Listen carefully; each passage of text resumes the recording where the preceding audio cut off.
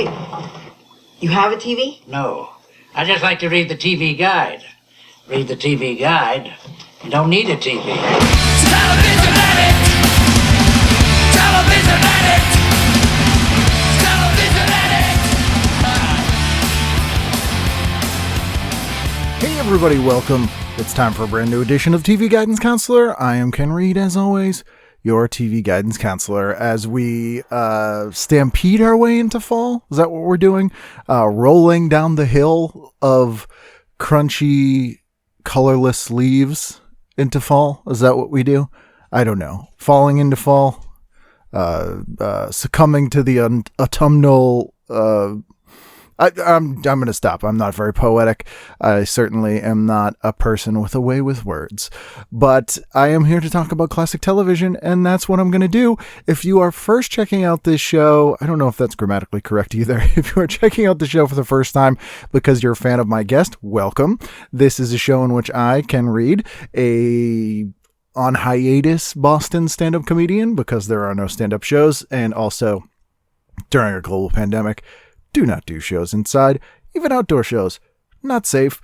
Anyway, for the last 7 years, I have welcomed usually someone to my home or to my rented abode. They pick a TV guide from my personal collection. They go through and make choices of what they'd watch that week in history, and then we discuss their choices. This year, for the most of the year, at least since March, we've done this remotely, and I scan a PDF. I scan an issue of TV Guide, and I send them a PDF, and we do it virtually. And that's what we do this week. And this week, my guest is NPR TV critic Eric Deggans. Eric is an amazing writer. He is incredibly smart. He knows so much more than I am and is so much more insightful than I am. And I wanted to talk to him for a long time. I always enjoy his stuff. His book is great. I recommend it. I'll put links up to where you can get it on tvguidancecounselor.com. And again, super smart guy. This is a very good conversation. And I am grateful that he took the time to talk to me. So please sit back, relax, and enjoy this week's episode of TV Guidance Counselor with my guest, Eric Deggans. TV is my friend, and it has been always there for me in time of need. Eric Deggans, how are you, sir? Doing great, doing great. Thank you so much for doing this. I appreciate it. You're the professional here, so you have a much better radio voice than I do. We use that very loosely. I still tell people that even after 7 years on NPR, I feel like a print writer, a newspaper guy who occasionally does radio, even though my main job is radio now. Yeah. Well, you get that newspaper built in for life, though. I think exactly. Once a newspaper guy. So when I asked you what issue you wanted, you picked a little later than I expected. You picked an issue from, you said you wanted 96, 97. So this actually ends up being the last issue of 1996, I believe, or. Last issue of 96, December 28th to January 3rd, 1997. Yeah. And you picked this because it was the first year you worked as a professional TV critic, I think you said, right? Yeah, and this date, the date of this one, it would have been, like I was given the job of being the TV critic for the biggest newspaper in Florida, the St. Petersburg Times. And I was going to start the job probably in a week or two. But I was, starting with calendar year 1997, I was going to be the TV critic, and it was a big transition for me because I'd been a music critic. Because you're a musician, right? Yeah, I'm a musician. I'm a drummer and bass player and singer, and I'd always thought that I was going to have a job where I sort of combine my knowledge of music and my knowledge of writing. And do something like be a music critic and maybe work at Rolling Stone or Village Voice or something like that. And I realized after I did it, I was music critic at the Asbury Park Press newspaper in New Jersey. And then I went to Florida, and I just realized that some people can do it when they get older, a few people, like the David Fricks of the world. But most of us, when you get older, you just kind of age out of the demographic that should be writing about pop music. This was a while ago. So like I was having to write about like Britney Spears and NSYNC and Backstreet Boys. And I was like, I couldn't take it. I just couldn't take it. And I just realized, maybe I'm getting a little too old for the club. You don't want to be the old guy in the club you know, trying to talk to all the young people, you know. I hope they're over by 10 o'clock. You know? Exactly. Oh, that's my jam. And then looking at Yeah. you like, you know, that's ancient history. That's the song they play to clear out the dance floor. But so anyway, you know, I basically just decided pop music was too limiting and it was too much about what young people liked, and I just wanted to get out of it. And I realized everything happens on television. So the TV critic for the St. Pete Times, it became the Tampa Bay Times much later. Got a job at the Philadelphia Inquirer. The job of TV critic opened up. I'd already done some TV criticism. I'd written about some TV shows that I liked. So then I applied for the job, and I was told, you know, in 1997 I was going to start. Did you grow up in New Jersey or in the Northeast? No, I grew up in Gary, Indiana. Okay. Yeah, exactly. So, when I say that, people say two things. They say the Jackson 5, Yep. or they say the Music Man. Yep. And my life was like neither one of those. The Jacksons, the Jacksons lived a couple of blocks down from about 3 blocks down the street from my grandmother, but they left for Los Angeles in '71. So I was like 6 years old when they left town. So I didn't really know any of them. And the Gary that I grew up in was a far cry from the Music Man. It was a really economically devastated town because a lot of the steel mills that had been the lifeblood of the town had shut down. So it was, it was one of the first. I think it was the first sort of major metropolitan city in the North to elect a black man as mayor. And the reaction to that was for all the white people with money to leave Gary. So between the steel mill shutting down and all of the white people kind of fleeing Gary, the economic base of the town evaporated. And when I was growing up, I mean, it was so bizarre to grow up in an environment like that, because when I was growing up, there could be a 2-year waiting list to work at McDonald's. Because the steel workers or the people who've been laid off, they were just trying for any job possible. So even the most minor jobs, like, you know, bag boy at a grocery store or working the grill at McDonald's, tons of people were trying to get those jobs when I was a teenager. So when I was in college and I needed to make extra money, you know, somebody suggested I get a job at McDonald's, and I was like, man, I need a job now. I can't wait 2 years for a job. And they looked at me like I had 3 eyes. You know, what are you talking about, man? So it was a very different environment, but one of the things, and we'll talk about this when we talk about the TV Guide, is that I would stay up late, particularly when I was in middle school and high school, and I would watch a lot of TV. I watched a lot of David Letterman. I watched a lot of late night comedy shows like Fridays and late night music shows like In Concert and Midnight Special and Saturday Night Live. I started watching Saturday Night Live from the 3rd episode that ever aired and never really stopped. And you would catch these great shows super late nights. So like the very first, the Bill Cosby Show, where he played a phys ed teacher.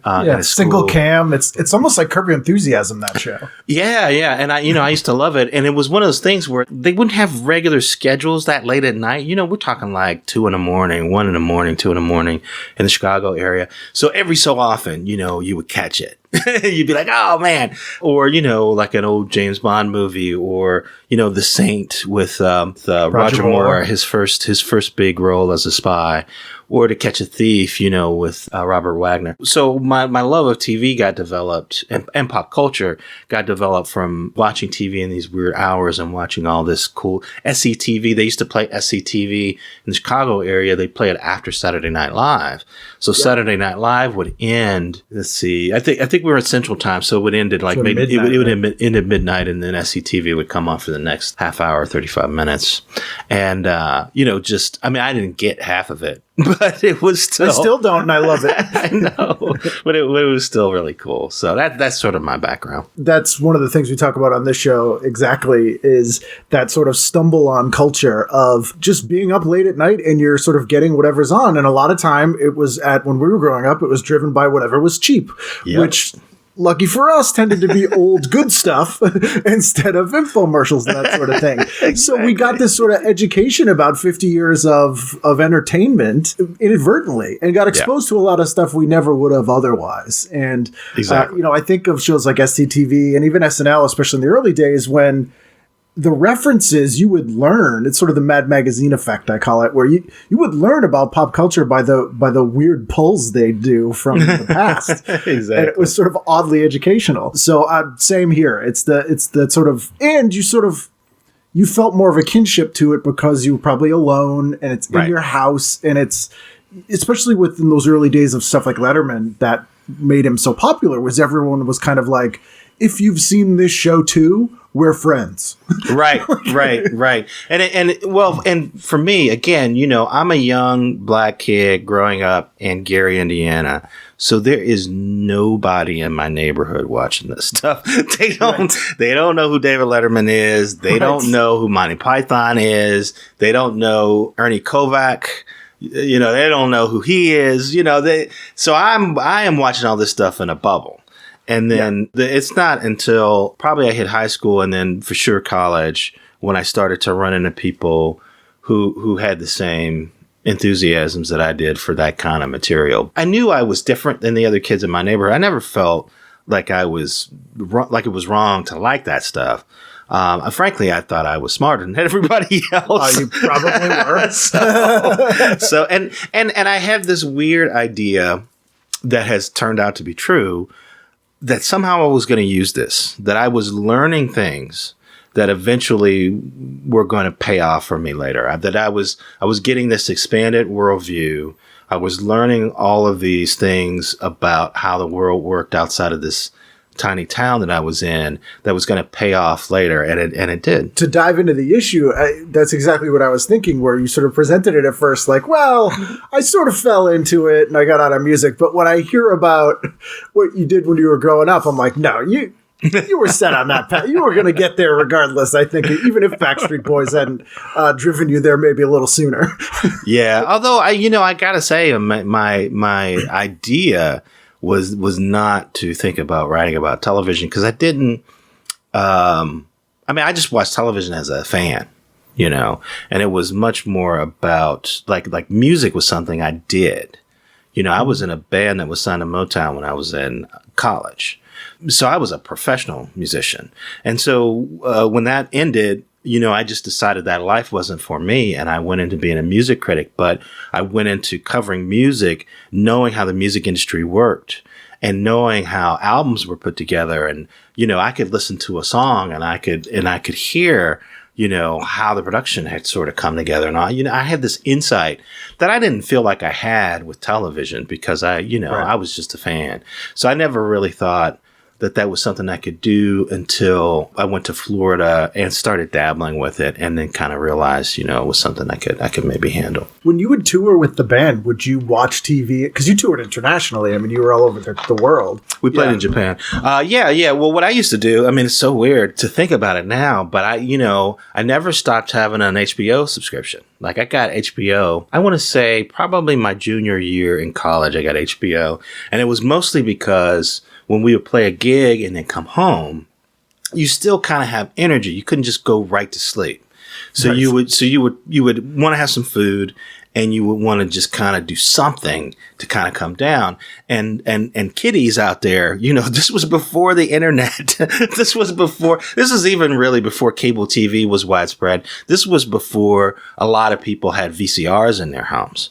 So having HBO home box office meant I could turn on something and there would be like a decent movie, or there'd be a stand-up special, or there would be, something compelling on television at 2 a.m. or 3 a.m.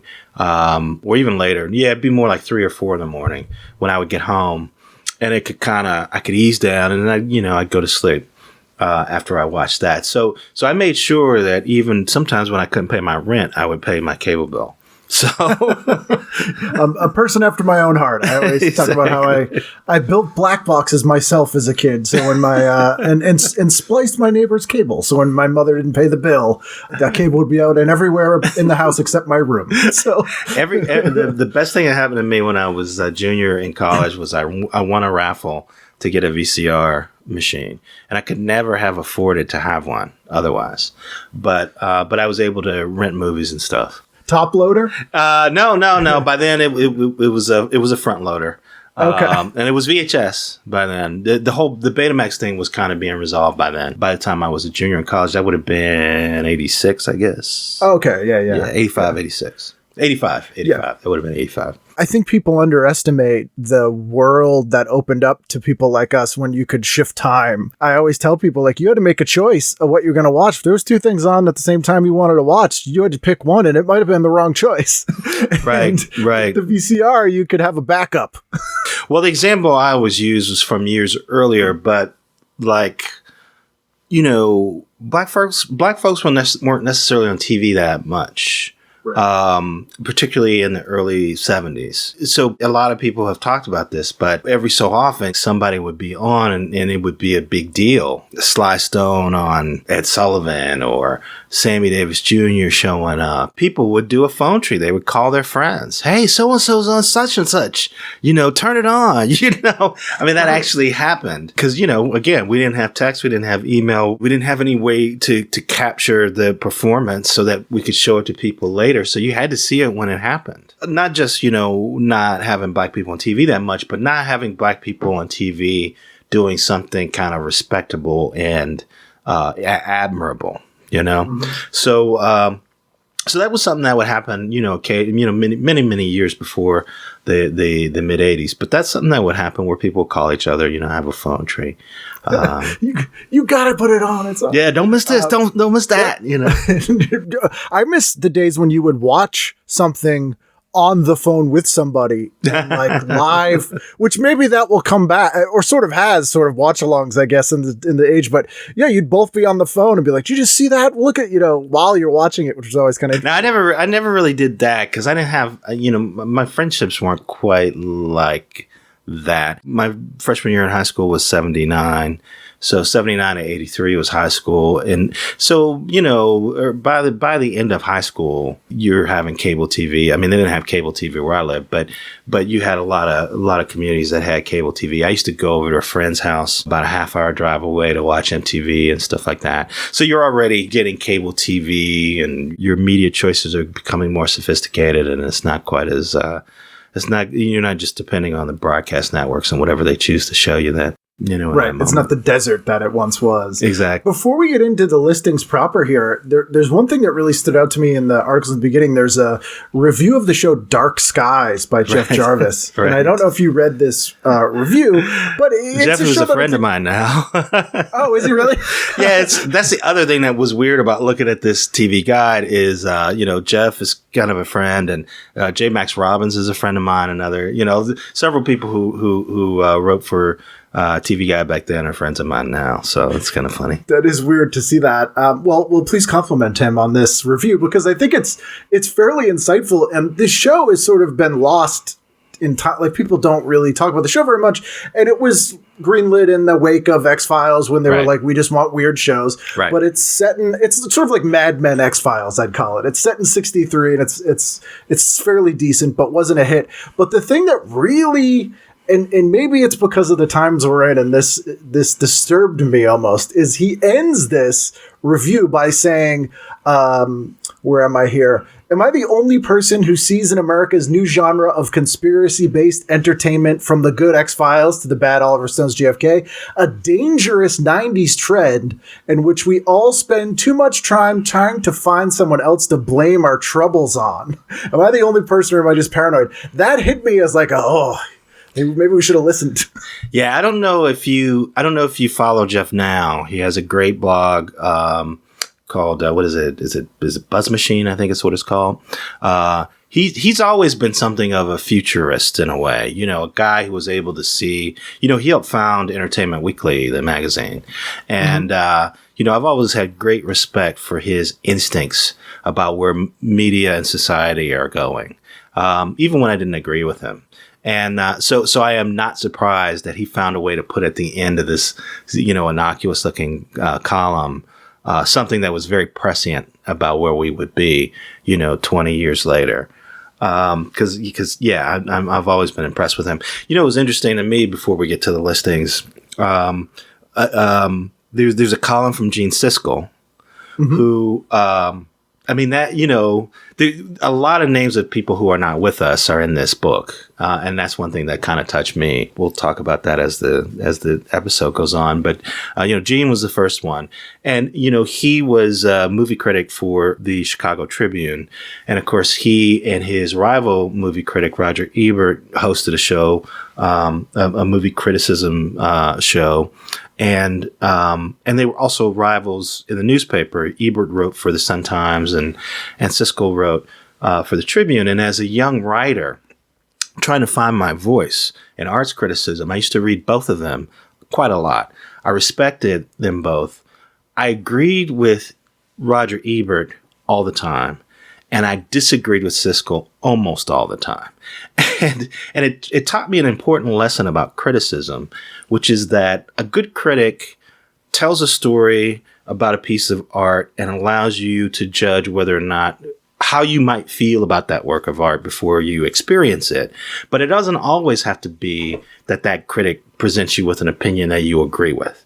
Because I could read a Siskel column. I could understand why he loved a movie. And for me, it would be the exact reasons why I would hate that movie.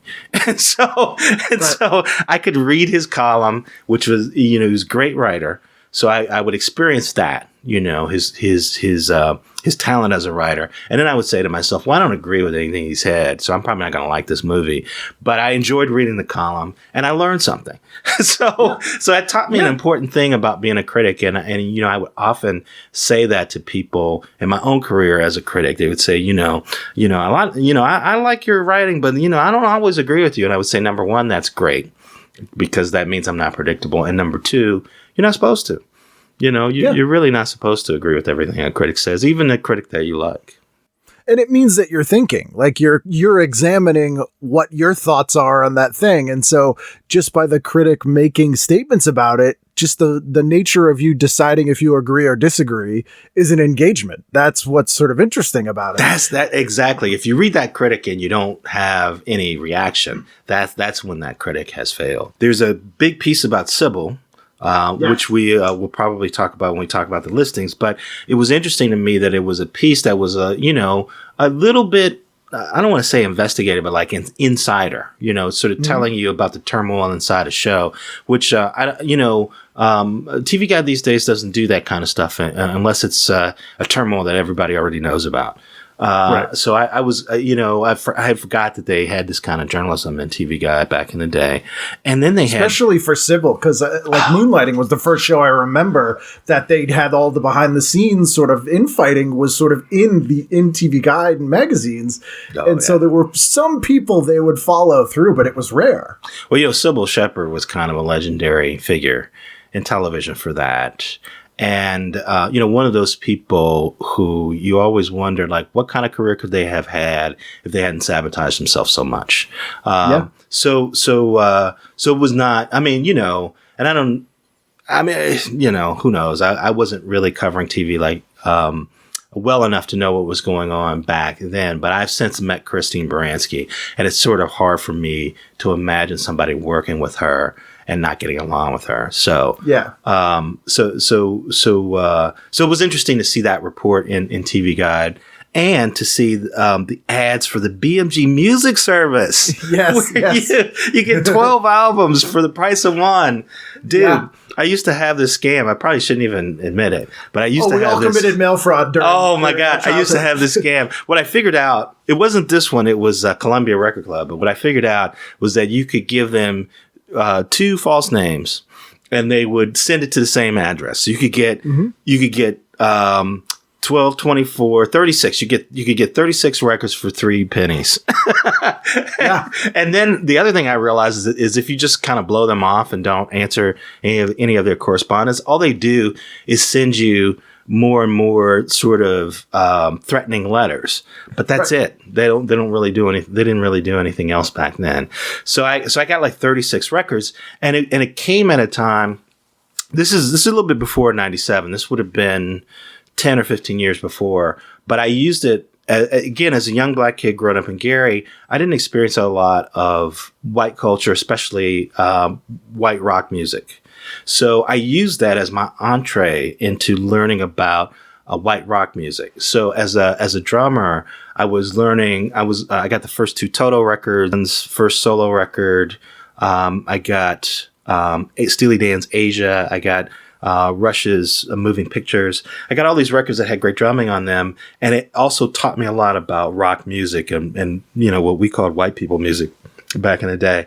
And so I learned a lot as a musician, and I learned a lot as a critic from stuff like the BMG Music Service. So when I saw that ad, it just really took me back to when I was scamming them to get all these free records. So. Oh yeah, same. I mean, and sometimes when I flip through one of these issues, I go down a rabbit hole of like going through what I would have picked in that thing too. But as a kid who grew up without any money, and it was a way to get a bunch of records. Which again, you can pull up whatever you want on your phone for free right now. And I never felt bad about it because. Really, if just one person bought that selection of the month for like $40 or whatever they charge it for, it pretty much covered everything that we had. So I didn't even rationalize it that way. I was just like, I was a young musician and I really wanted to learn about this new rock music thing. And so whatever I could do to get a hold of records. And, I would cobble together some money, and I remember paying for like Tom Petty's Damn the Torpedoes? Or? Yeah, it was a 45 though. Don't Do Me Like That. I think that's what it was. I think that was a song I bought. So I used to buy a lot of 45s.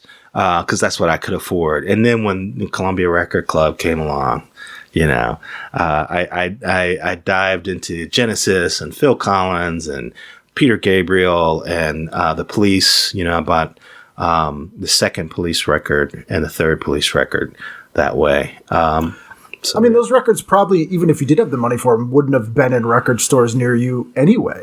Like they probably would have been. They would have been. They would have been.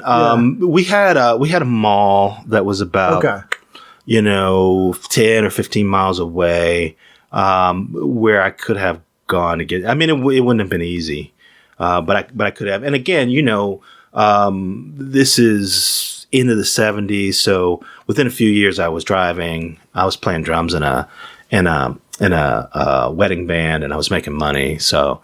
I would have been able to buy them, but I don't know that I would have known what to get, and I wouldn't have sampled so many, different things. And that was also back in the day when they would occasionally play records on the radio, like the whole record. So like the first Blues Brothers record, Briefcase Full of Blues, I just recorded it off the radio. Like they played that whole record. I mean, it's insane to think about that now, that they would do that, knowing that people would like record, all or most of they would play like they play all of Dark Side of the Moon or something. It was insane. It's because the DJ wanted to go smoke pot for probably usually or they had somebody hooked them up payola wise. Somebody hooked them up. Yeah, same thing. Yeah. Do you have a favorite TV theme song as a musician? I'm always curious about that. Well, when I was a kid, when I was learning how to play, there was this element of athleticism to musicianship where, the people who were the slickest, So the one thing every bass player could play to impress everybody was the theme to Barney Miller, because that's a really hard bass part. And Carol Kay came up with that, a legendary studio musician. She's amazing. She did the beginning of Wichita Lineman too. That bass kick. She doesn't get credit for half the stuff she played, but Barney Miller is like a classic. I had no idea she played that. Mm-hmm. Yep. Wow. Yeah. And the drums on that, isn't that song in a weird time signature too? It's like no, it's in 4/4, but it's just kind of a groove, Yeah. And that's what I used to like. I used to like, Quincy Jones used to write a lot of theme songs, and I was always a big fan of his theme songs. So he did Ironside, which was really cool. He did the first Bill Cosby Show theme, Hickey Bird, with the weird scat singing Again, I loved every aspect of those old shows. So to watch the old Bill Cosby Show and then realize, oh man, that's a Quincy Jones tune, And of course, his most famous theme song is probably Sanford and Son. Those are some of my faves. So let's dive in here. Let's go Saturday night. We're at the tail end of 1996. We're heading into 1997. So do we have to do prime time or no? If okay. there's something else, you could totally go. Okay, with, whatever you want. So I was going to start with 6:30 a.m. on Channel 25, the new Captain Planet. And the only reason I want to talk about this is because when I was a kid, Saturday mornings was the jam. Like that's when that's when you would sit down and you would watch your cartoons and you would watch. That's when Super Friends was on, right. But this time, I think in TV history is when we start to see that pivot where Saturday mornings are not about superhero shows or adventure shows anymore, and they're much more about educational, and Sunday or Saturday mornings seem to lose their luster for me. I'm an adult by this time in this TV guide, but I was always a little sad. And even now, I'm a little sad to see what has happened to Saturday mornings because there used to really be a time to sit down, and it's the only time TV would make space other than in the mornings. Something like Romper Room or Sesame Street. It's the only time TV would make space for kids, and you could sit down with your cereal and watch a good 2 or 3 hours of cartoons and fun stuff, and that doesn't seem to happen anymore. No, I mean, I still sometimes recreate that myself. And this was sort of the last year that any network had a Saturday morning. They switched it to news and other things. But I have seen a phenomenon in the before times, before the pandemic. I did see a phenomenon where there were a lot of theaters, like I know the Bob Baker in LA was doing this, the Brattle Theater here in Boston was doing it, where on Saturday mornings, maybe once a month, they'd do a cereal buffet and show cartoons. And it's like $5 or $10. Awesome. And you'd go in and, for a couple hours and people come in and out. And I'm like, this is amazing. It's adults, but then people bring in their own kids with them to do it. It was like, that's awesome. Oh, my God.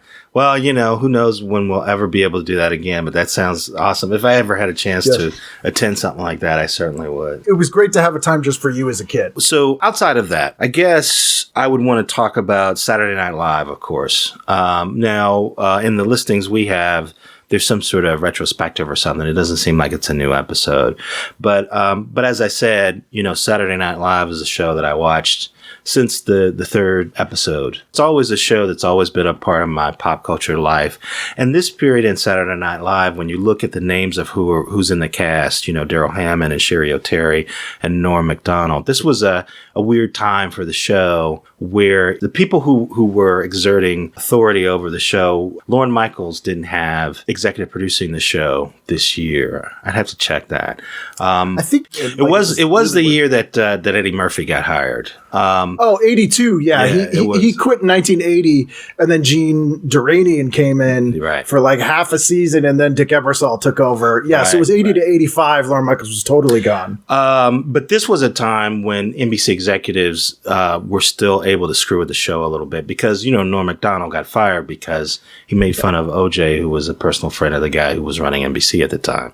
So this was, Lorne didn't fully have control of the Saturday Night Live universe like as he would soon come to have once they wisely realized he knew what he was doing. They should just let him do what he does. I think this was kind of a weird time for the show where it was kind of uneven, but they had some people who were really great. So it was interesting to watch the show at this time, and I would always check it out and see what was going on. I always call SNL like my baseball. The stats and who was on what and who did what sketch and it was a weird time because obviously that original cast was everybody's favorite, and then when Lorne came back in 85, that first year was weird, although I love some things in that first year, but that 86 on cast, which was the cast everybody knew, so you had Phil Hartman and John Lovitz and those people that people really knew, that sort of transitioned into your Chris Farley and David Spade and Adam Sandler.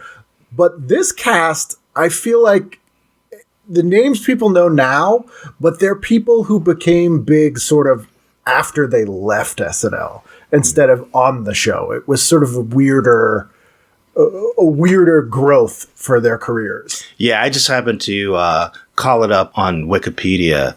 So the 1996-1997 cast, which would have been, when this TV guide is, Jim Brewer, Will Ferrell, Anna Gasteyer, Daryl Hammond, Chris Kattan, Norm Macdonald, Mark McKinney, Tim Meadows, Tracy Morgan, Sherry O'Terry, Molly Shannon.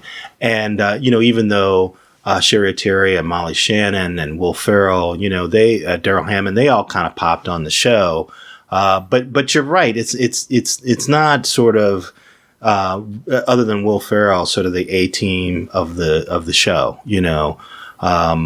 we would, before too long, we'd start to see, Jimmy Fallon join the cast. We'd see Maya Rudolph, join in years to come. So yeah, it was a weird time for the show. And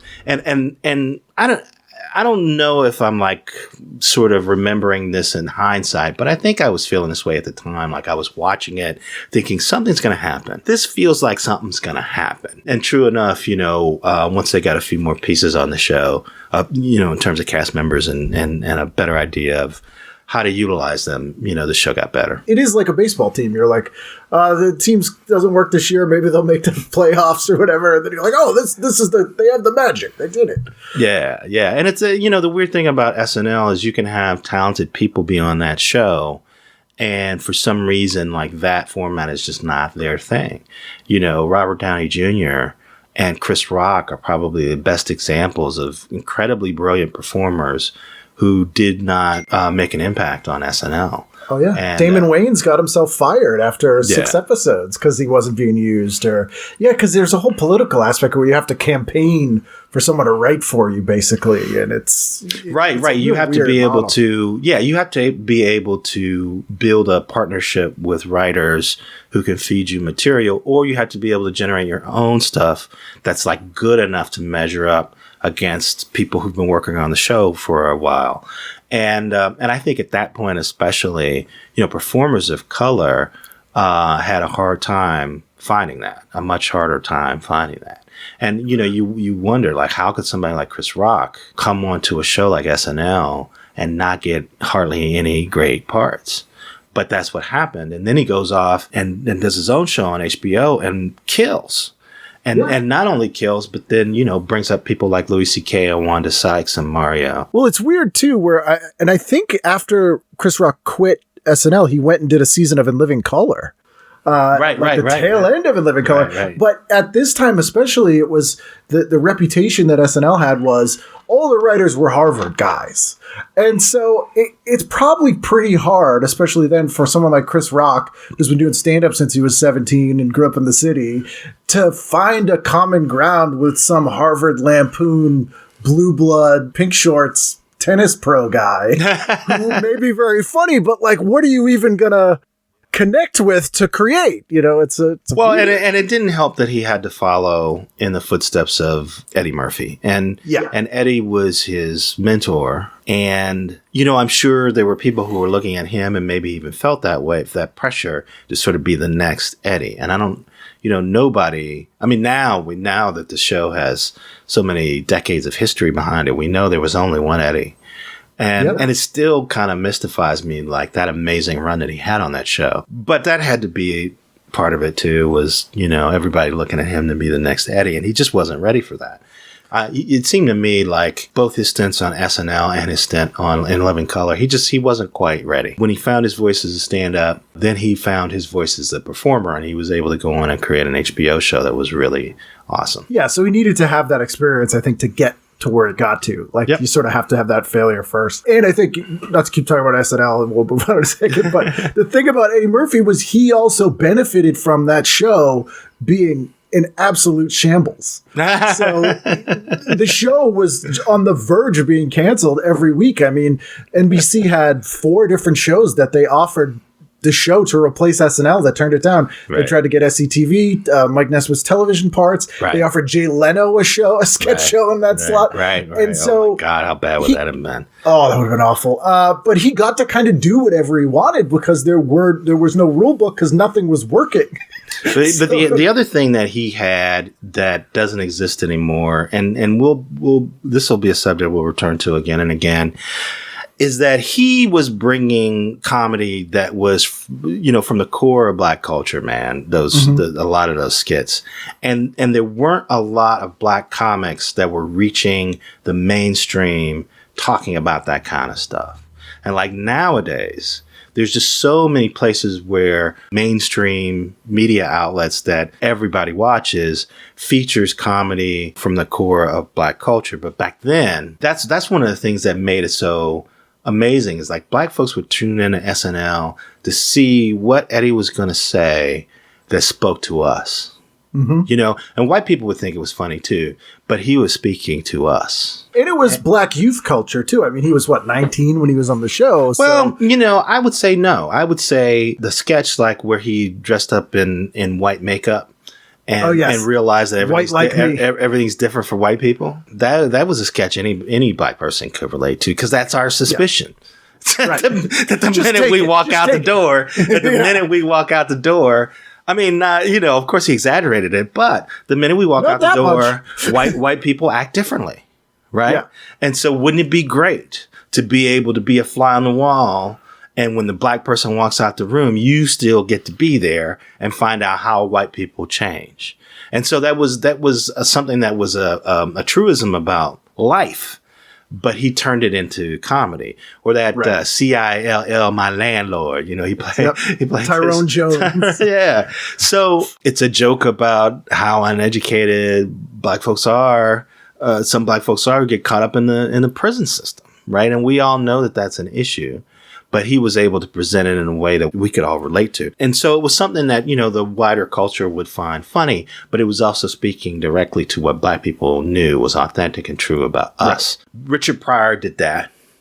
And then Eddie comes and does that. There's not that many other people who were doing that in an edgy kind of way, still on a mainstream network. And even by the time Chris Rock came to SNL, that was starting to change. Like how they utilized Garrett Morris in the first 5 years, which was that's terrible. I think that's a completely different. That's why kids thinking they're liberal and not really being. All the stories about how they treated women too, about John Belushi insisting women couldn't be funny. The way they treated Garrett and the kind of bullshit roles that they gave him, and the fact that he's endured as a performer through the years despite that is just amazing to me. The guy's amazingly talented. Well, that's the thing though, man. Like black performers, especially back then, you had to be really good.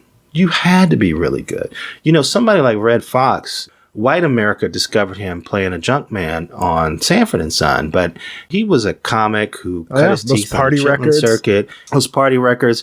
He razor sharp comic who could handle anything. And so by the time he gets to Sanford and Son, battle tested, he's an experienced performer. He can make you laugh about 10 different ways. They all had to be that good just to get in the door, Even somebody like Bill Cosby, we'll talk about him a little later. As reprehensible as the things that he did in his private life were, you also couldn't deny how talented he was. Oh, yeah. And if you look at the breadth of the stuff he did, like everything from I Spy to, I mean, it's an absolute, it's disgusting what he did. And there's awful things. But one of the things that also really bothers me about it is how it ruins some excellent shows. And especially that original Bill Cosby Show, which I think was 2 seasons. That's a great show. And it's really unusual. It's not a sitcom. It's a single cam, no laugh track. It really stands out, and you can't recommend it to anyone now. Yeah. It destroyed his legacy. He was the first to do a lot of amazing things on television for black people. And I mean, one reason why there's black stuntmen is because he insisted on having black stuntmen on I Spy. But all of that is ruined by all the crap he did in his private life, and it's just it's so sad. Anyway, I do want to mention one other thing, which is Sunday morning, Saturday night In Concert. I don't know if you know this show. It used to air on ABC, and it was a way. There were these shows like In Concert, and Midnight Special was another one, where they would have bands come on and actually play live. Now, to save money, they later started having people lip sync. But but the whole point of In Concert was to actually see people in concert. In concert. Yeah. And so this is before videos. This is before MTV. This was before there was any regular outlet to see bands play live other than variety shows. And even the variety shows were often featuring people lip syncing. So to see In Concert, I mean, that's one of the things that was also that also had appeal of Saturday Night Live. The musical guests performed live. You know, they didn't lip sync. So In Concert was something that ABC did, and they would have bands come on and play. And so this was where I saw Heart for the first time. This is where I saw Foreigner for the first time. I saw a lot of bands live for the first time on In Concert, and for a young musician, it was a really impactful experience. And here it's airing at 10:30 a.m. on a Saturday. My 12:30 a.m. on a Sunday. My memory was always that it was on Friday nights, or technically Saturday morning after midnight. So this may have been a rerun or something. And Midnight Special, which is another show that I think that was on NBC stations, was Wolfman Jack. With Wolfman Jack introducing people. Yeah. That's where I saw the Police live for the first time, playing live, and Rush. So a lot of great bands where I didn't have the money, and I was too young to go to concerts, so I was able to actually see them play. Yeah, I mean, one of the things I always mention on this show, especially about Midnight Special, is they gave the bands the opportunity to curate the show if they wanted to. So it wasn't just them, they'd bring some other bands on. And so like the episode that blew me away growing up was when the Cars were on. And they took Suicide from CBGB's and had them play. I mean, they're playing, that's awesome. Ghost Rider on national TV, and it's so bizarre. And you just wouldn't get, they wouldn't let someone do that. That's awesome, man. I love that. And to go completely off track, David Sanborn, the sax player, used to have a show called Night Music, and then it was called Sunday Night. And he had this core of like kick-ass studio musicians who was his core band. So Marcus Miller was the bass player for a lot of it. Omar Hakim was the drummer for a lot of it. Hiram Bullock, rest in peace, was the guitar player for a lot of it. And they would bring on like Bootsy, or they'd bring on like Todd Rundgren, or they'd bring on, Lou Reed. And they play, or Stevie Ray Vaughan. Stevie Ray Vaughan played with that band. Somebody else was on bass, but it was just, oh my God, watching, and it was very much, David Sanborn's known as this sort of smooth jazz guy, but he's very much a musician's musician, and it was his way of showing that there's a commonality between Bootsy and Stevie Ray and Todd Rundgren and Lou Reed, and no matter how crazy The Rock might be or how out Dr. John might be, you could put them all on the same stage and they would have something in common, which is that they're all great musicians. And so I used to love that show too. And I feel like we miss that kind of thing now where you get those sort of weird mixes of people. Like that was one of the great things about the talk shows or the variety shows, where it would pull people from disparate walks of life or areas or subgenres onto one stage to some degree, and you'd get a non-curated sort of magic sometimes when there'd be a chemistry. I feel like people are afraid to play live. I feel like people are afraid to try, because the one thing about that is that, I mean, it was a controlled setting. I mean, if they really screwed up a song, they could do it again. But it was this idea that you just play. You don't even necessarily know how it's gonna turn out. And I think the Roots on the Tonight Show, they get to that a bit. I know Quest a little bit, and I know that he has an affection for that kind of ethic too, bringing together a bunch of different kind of people. So sometimes they'll do that. They'll back an artist who's very different from what the Roots sound really is, and then you'll get a sense of these different things coming together. They'll have somebody sit in who's a little different, and I think John Baptiste would do it more if they let him. on Colbert's show. But that's the only place where that it feels like that's even possible these days. We'll get there again someday. Yeah. Sunday night. Anything else on Sunday or during the day at all? Yeah. Well, Sunday, 9 a.m. Meet the Press. Tim Russert was hosting it then. Another, like I said, we keep coming back to people who've passed. This was an important passing because the character of the show changed a lot and the character of politics changed a lot after he died. At this time, it was the old school Meet the Press. It was still is one of the longest running shows on broadcast television. Very old school, very much about bringing the power brokers on and interrogating them. But, I think some people miss that a little bit.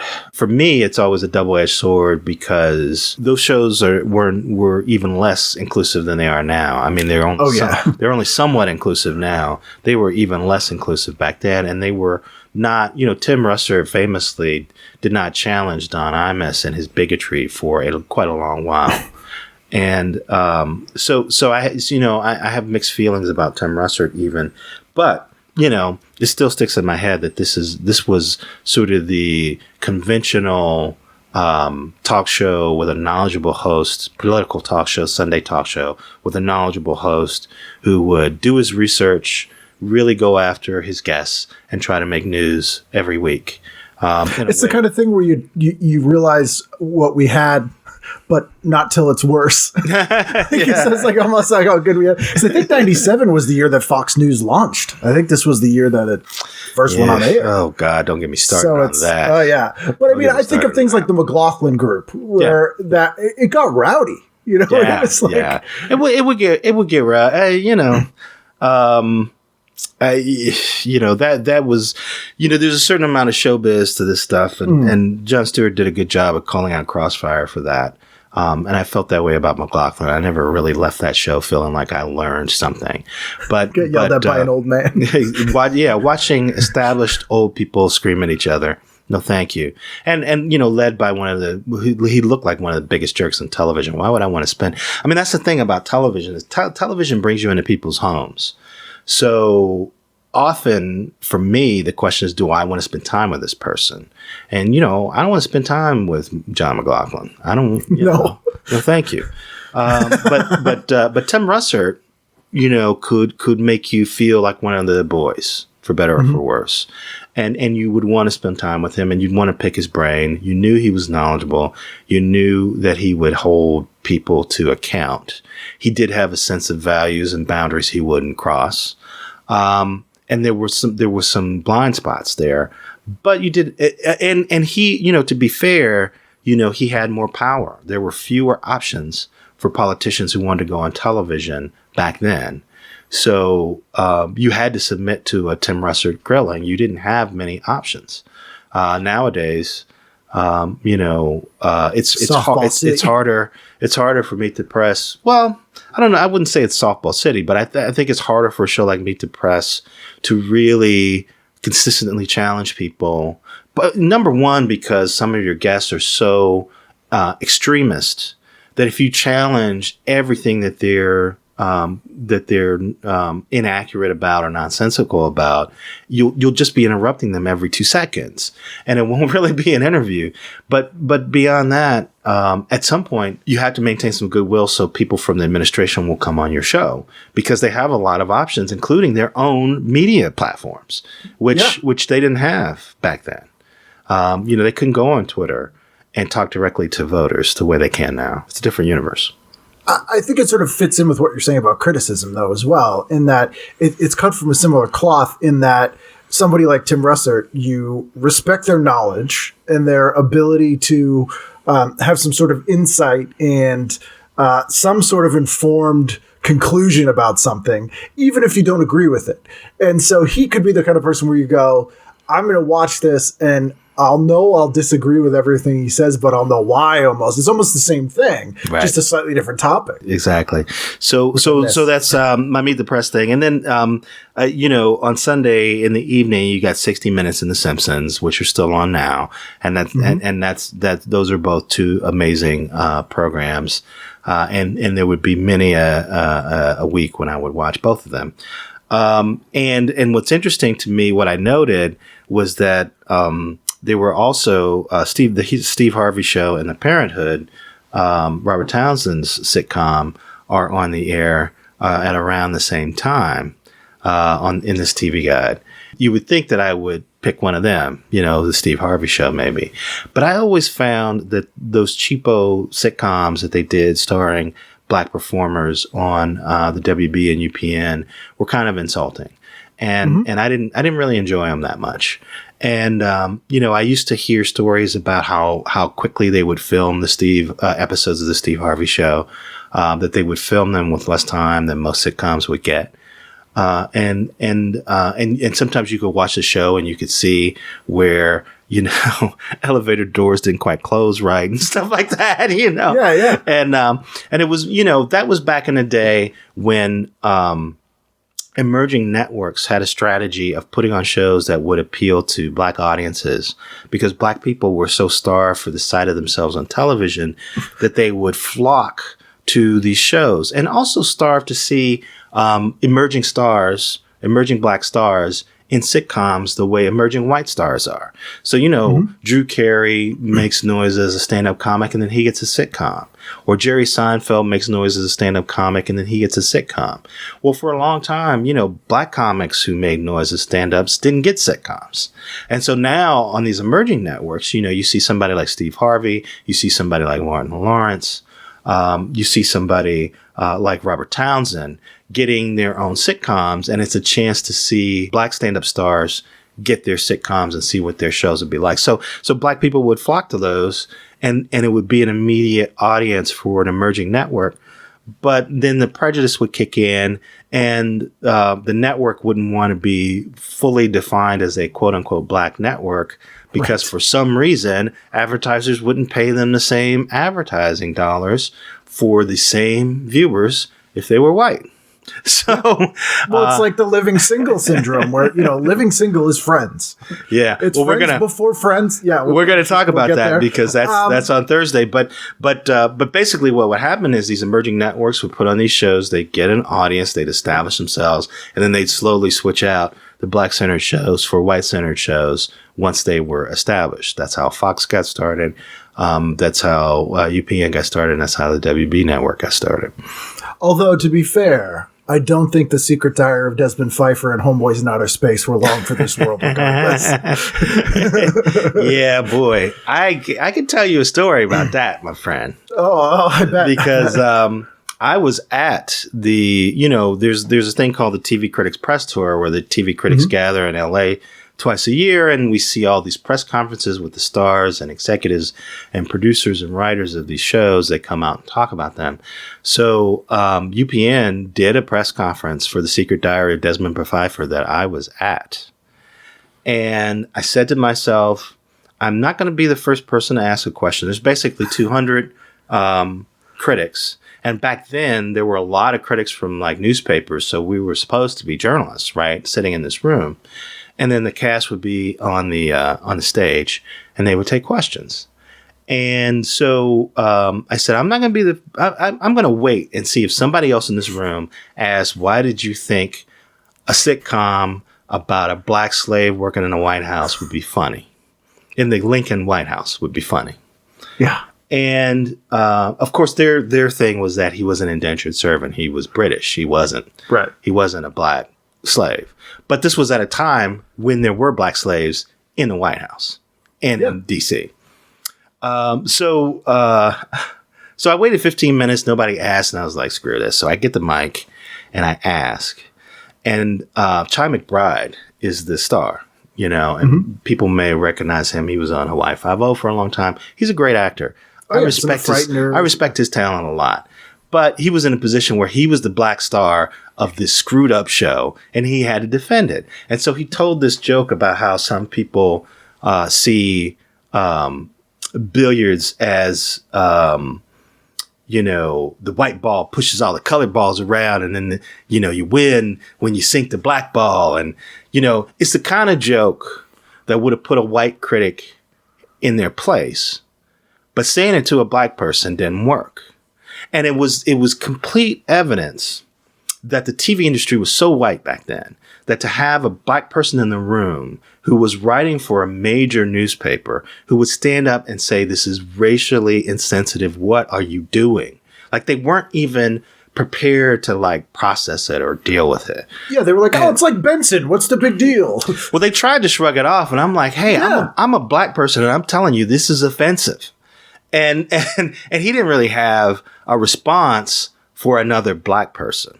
Like he was ready to intimidate a white critic if they asked that question, but he didn't have an answer for me. And so then I pushed back because I don't take that mess. Yeah, and then the press conference ended and Chai came out to try and talk to me, and I was just like, brother, this show was fucked up. I'm sorry. Yeah. I didn't know if I can use the F word. Oh yeah, you can. Please do so. But I was like, brother, this show ain't happening. And I'm sure he knew. I mean, he's a smart guy. He had to know. And I felt bad because I felt like he's the kind of performer whose career I wanted to support as a critic, but I couldn't support that show. No, that's too far. That's too much. Like it's, yeah. And then stuff like, I love Robert Townsend. And that show, to your point, sort of broke my heart. Because Robert Townsend was left to his own devices and to make... You remember those HBO specials he made? Oh, they're amazing. You remember those HBO Partners in Crime? Man, Yeah, I was like, why doesn't he make that show? Why don't they let him make... I mean, that was before In Living Color. That was In Living Color before In Living Color. And for some reason, there were two specials on HBO, and Keenan was the one. He was in those Partners in Crime specials, and Keenan Ivory Wayans went off and created In Living Color instead. I never understood why Robert Townsend, because we're getting ahead of ourselves. I mean, there's probably some people who don't know what we're talking about, but Robert Townsend, he directed this amazing satire of the struggle of black actors in Hollywood called Hollywood Shuffle. And then he wound up creating two specials, maybe three, for HBO called Partners in Crime. And he got all of his little troupe of like actors and friends. John Witherspoon was part of it. Keenan Ivory Wayans was part of it. Tiny Lister for some reason. Tiny Lister was part of it. It really was like his crew. But Tommy Davidson. Yeah. David Allen Greer, Tommy Davidson. Yeah, they were all part of this crew. And they would do sketches. They would do a soap opera satire and stuff like that. Often turning on black culture, and it was amazing. But they were just specials, and I kept waiting. Like when is he going to do a TV show like this? And it like never happened. And then In Living Color came out, and it was kind of that.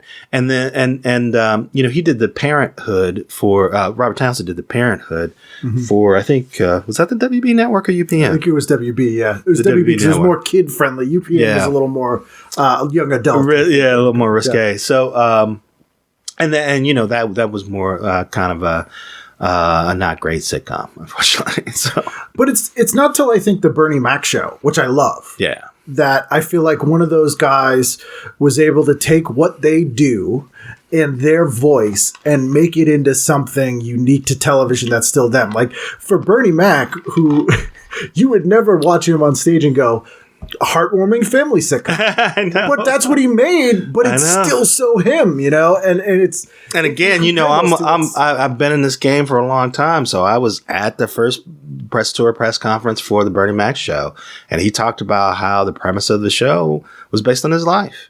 And, he had a relative who couldn't live up to taking care of their kids, and so he took them in. And he was not necessarily ready. Wasn't happy about it to be a dad. He there's a joke in the pilot where he talks about he's gonna bust one of them in the head to the white meat shows. Yes. And I think he said that was like based on something he actually said. So, but yeah, that was Larry Wilmore worked on that show. And Larry's brilliant. He hosted the nightly show, and now he's going to have a nighttime talk show on Peacock starting next month.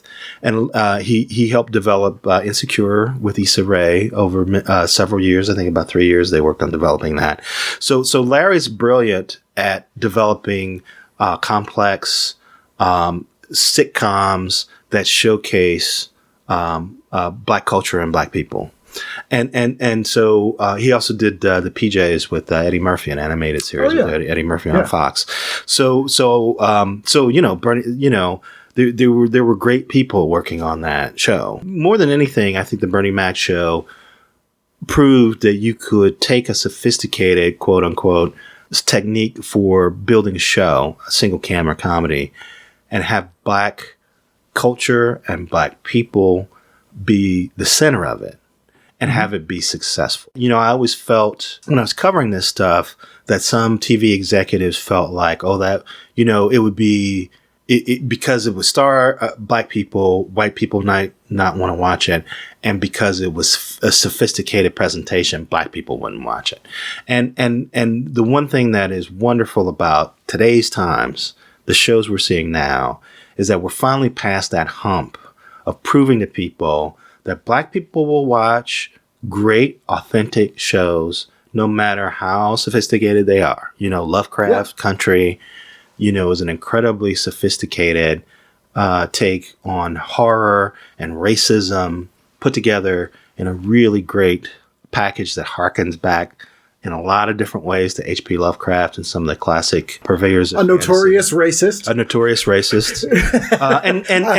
And the show points out in the first episode that several of the people, you know, who created our most hallowed fantasy characters, they were racially insensitive at the very least. Oh, they were terrified of the other. I mean, that's what the whole basis of their horror was. So I love that being twisted back on itself. That's exactly. So now we're at a point where Black people can create Black-centered shows that reference H.P. Lovecraft and reference Monty Python and reference Ernie Kovacs, and people won't freak out and think that it's not marketable. But back then, I felt like Black performers were forced to work in a certain kind of framework. And that's why I have a hard time watching shows like the Steve Harvey Show and Parenthood and stuff like that. Yeah. I mean, I always lament the loss of, if Robert Townsend or Rusty Kundieff's another one, that I'm like, man, if those guys had gotten opportunities 5 years later, maybe we would have got to see what they could have done instead of, you know, and now they still both work a lot. They direct a lot, but we don't get their voice now. We don't. Right. Yeah. You know, it's just one of those things. It's like sometimes you're ahead of your time and you know, it's weird because I feel sometimes like Larry Wilmore is one of those people who's like if the Nightly Show, if they had, you know, the Nightly Show was a show they aired right after the Daily Show when Trevor Noah started, and if the Nightly Show had been able to hang on until Trump got elected, I think people would have seen the need for a show like that, and it would have exploded. And I feel like Larry a lot of times he's just ahead of his time, man. And you know, sometimes it's a bummer to be that guy, you know, because you feel like you never fully are getting credit for the innovations that you come up with, or you don't ever fully get to realize the fruits of the ideas that you have. But man, he's so awesome. Pioneers and success are not always with each other. Yeah, exactly. Usually they're far apart. Exactly. So Monday, what struck you fancy that night? So Monday, so a couple of things. Regis and Kathy Lee was on back then at 9 a.m. And, you know, we just lost Regis Philbin. And I've always felt like he was one of the most underrated performers on television. Here's a guy whose CV stretches all the way back to being a sidekick on the Joey Bishop show. Here we are, you know, 30 or 40 years later, he's teamed up with Kathy Lee. And she at the time, I don't think had very much experience in television. He was the old pro who was helping bring her to daytime television. And it was just one of those shows where their quirky mix of personalities was watchable in the morning. And it was sort of like watching your wacky uncle and aunt, you know, sitting back, talking about the day. And you know, it would start out with just him talking about his day. And, you know, I went down to the Russian tea room and they wouldn't seat me. Can you believe that? They wouldn't seat me. It was more like a radio show. It was weird to see that on TV, that sort of free time. Exactly, you know, and he always would start out talking really slow and then, you know, he'd explode. But the funny thing about that is he had that New York energy, but he never came off as like a jerk. He always seemed like kind of an impish guy, you know, a funny guy, but somebody who wasn't jerky, who wasn't mean. And so, you know, I just wanted to pick that to talk a little bit about the Reg, because he just left us, and also to recognize like what a feat he pulled off as a performer. And I definitely would have watched a bit of that show. I would have watched the first 10 or 15 minutes where he talks about his day. The two of them talk about their day, because that was the most interesting part. Of course, that's the night that Cybill aired on CBS. And so talked a little bit about some of the rumors about how there's a big story in this issue of the TV Guide alleging or talking about how a bunch of people got fired off the show. And the rumor in Hollywood was that she was upset because Christine Baranski won an Emmy for the first season of Cybill, and Cybill Shepherd didn't. And so she wanted to exert control over the scripts and change them so that she had better jokes and to diminish Christine Baranski's character.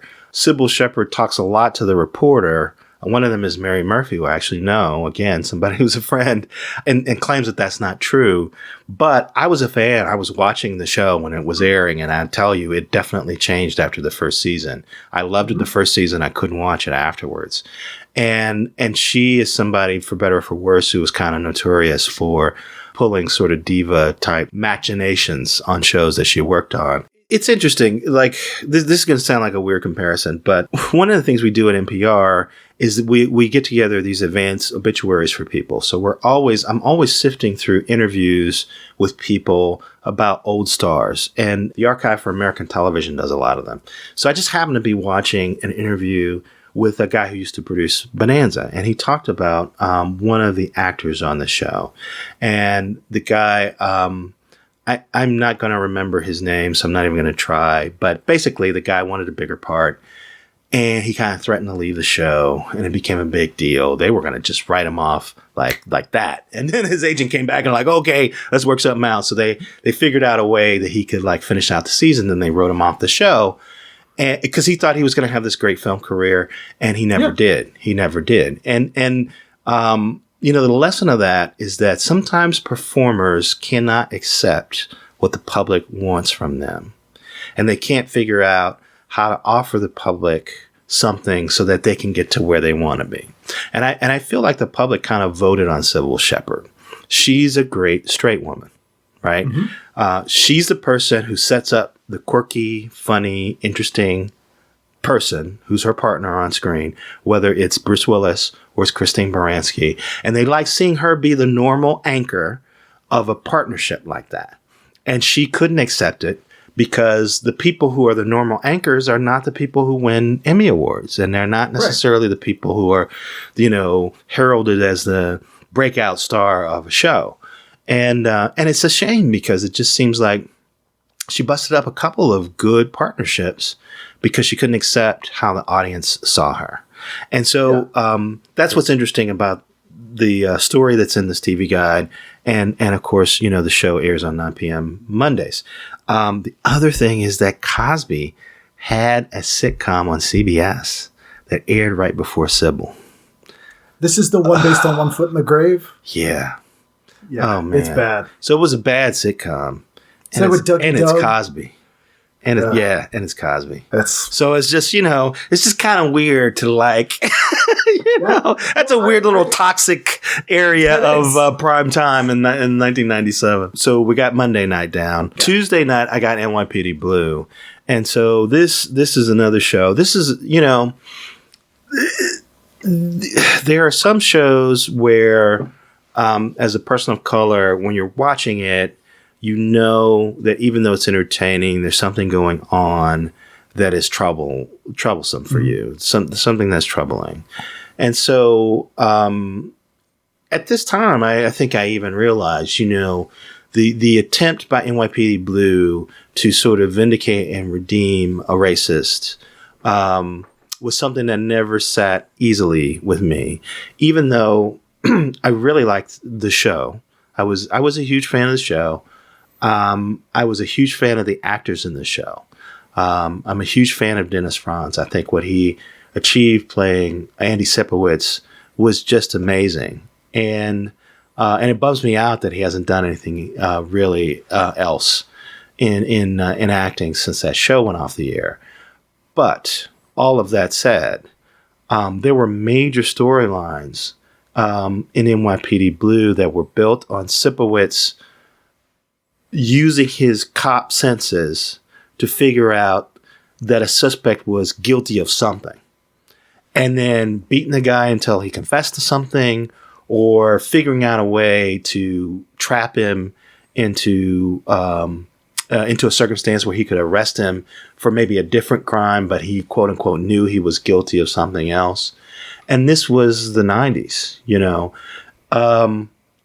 We were seeing a lot of this.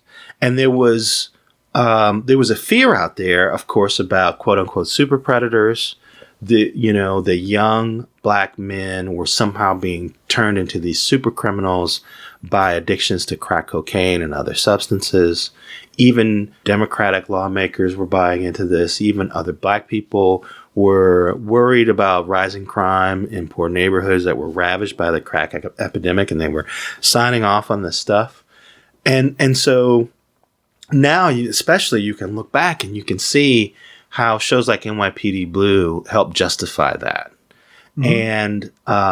And it just bums me out because I'm a huge fan of cop procedurals, especially when they're well done.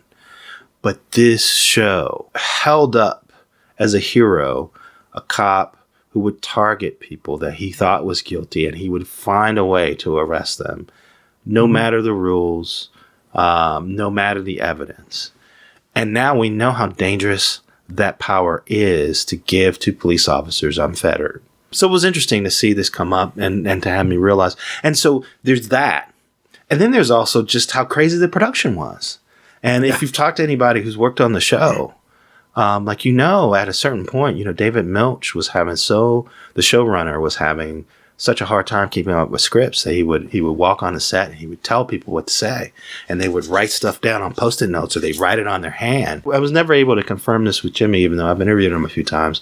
I always heard that Jimmy Smits quit the show over it because he just couldn't deal with how unpredictable the production was. So there's all that too. This NYPD Blue was a landmark show in a lot of ways. But what it did for this idea that you should trust cops to figure out who's guilty and support them when they identify a suspect, no matter what the rules. Of course, it made for great drama, but it was also a terrible message to send. We sort of re-examine what an anti-hero is. Like I always used to say, an anti-hero is someone who does the wrong thing for the right reason. Mm-hmm. And when you look at that specific instance with that character, you realize that it's the wrong thing for the wrong reason. Right. And it's sort of wrapped in this sense of, and ultimately, the Machiavellian, we got there, who cares how we got there?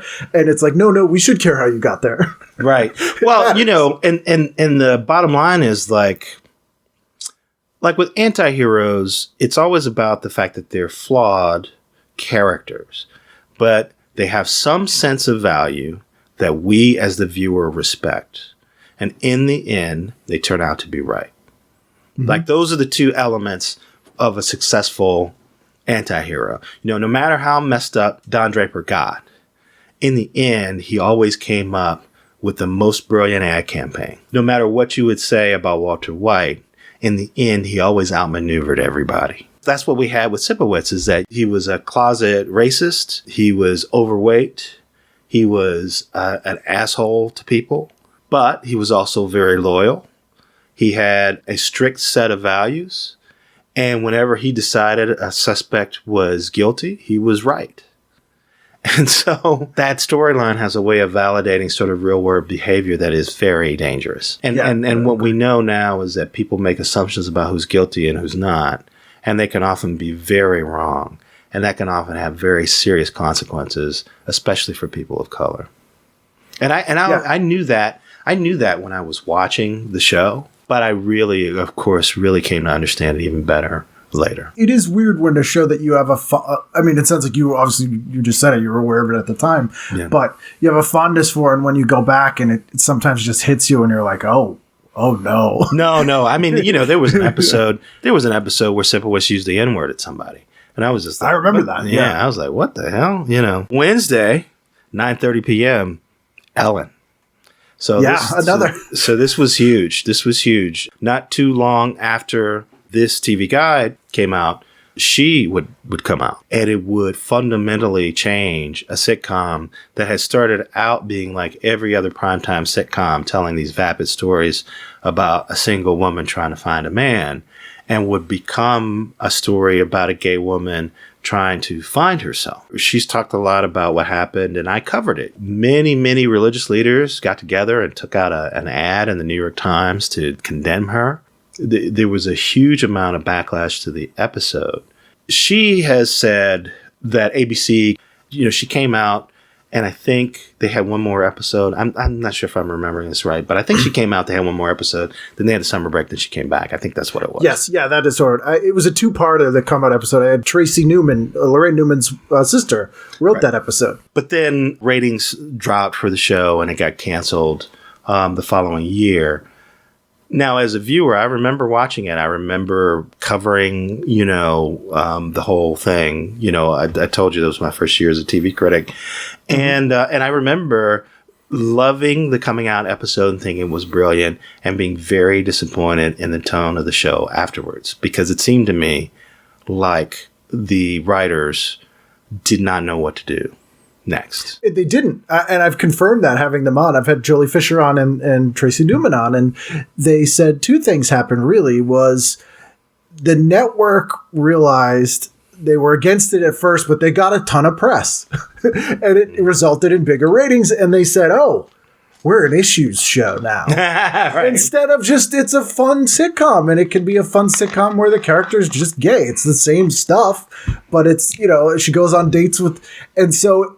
But I don't think America had quite wrapped its head around what that would mean. No.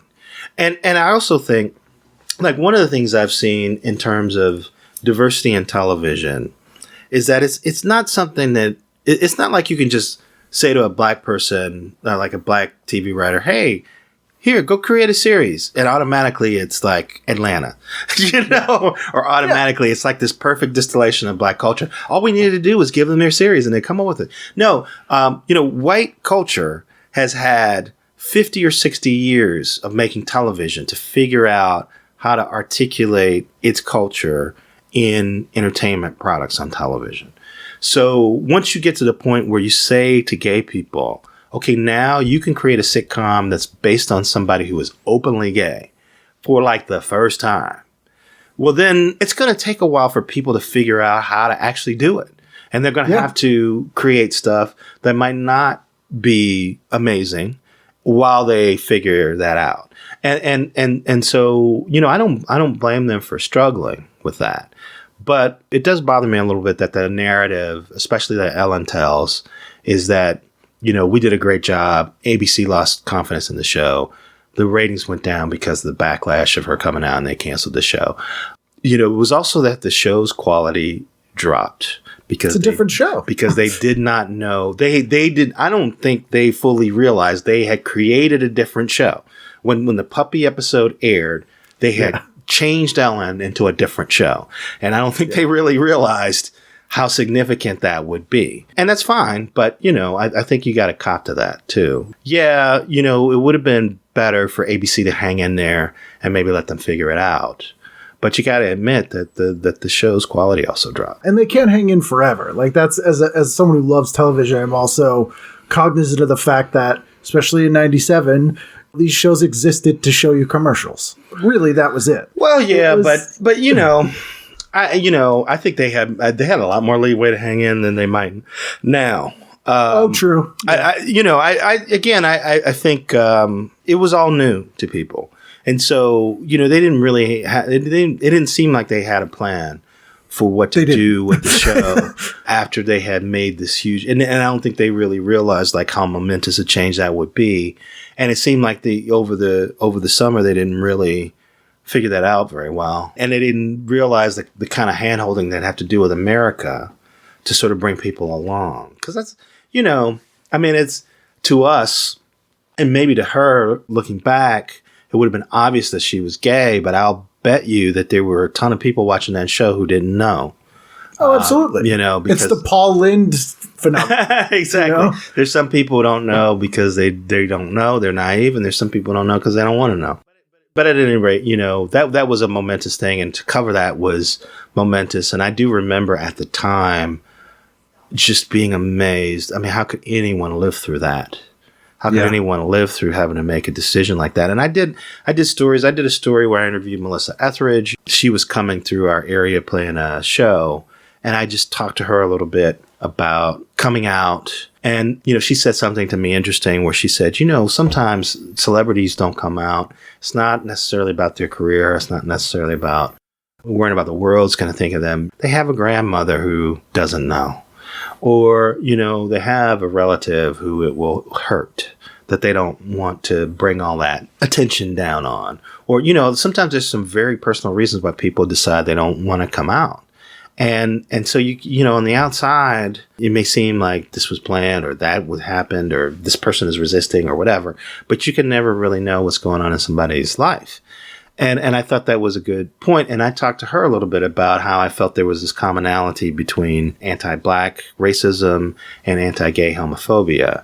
Absolutely. And I wound up talking to Ellen's mom about that too. She put a couple paragraphs about our conversation in her book, when she wrote a book, which I thought was kind of interesting. So I was sort of on the periphery of the story and covering it for the St. Petersburg Times. And so, and it was interesting. I credit my mom, I guess, but I always felt like I was always on the right side of that issue. I was appalled at some of the things people were saying about her and about her decision to come out, and was always very supportive of seeing that character become more authentic. And I was so excited for when I saw the puppy episode for what the sitcom could be. And that's what disappointed me so much, when they only seemed to have a couple of episodes after that got to that level, and the rest of them were kind of confused. It's funny how they don't sometimes know what they have. Executives don't either.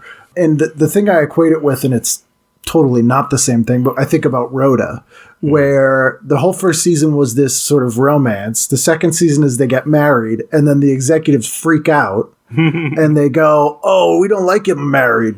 Divorce him." And now you have this third season that's this sad thing about these people divorced, because the network was like, "Oh, it's not what we wanted. Let's just burn it down." You know?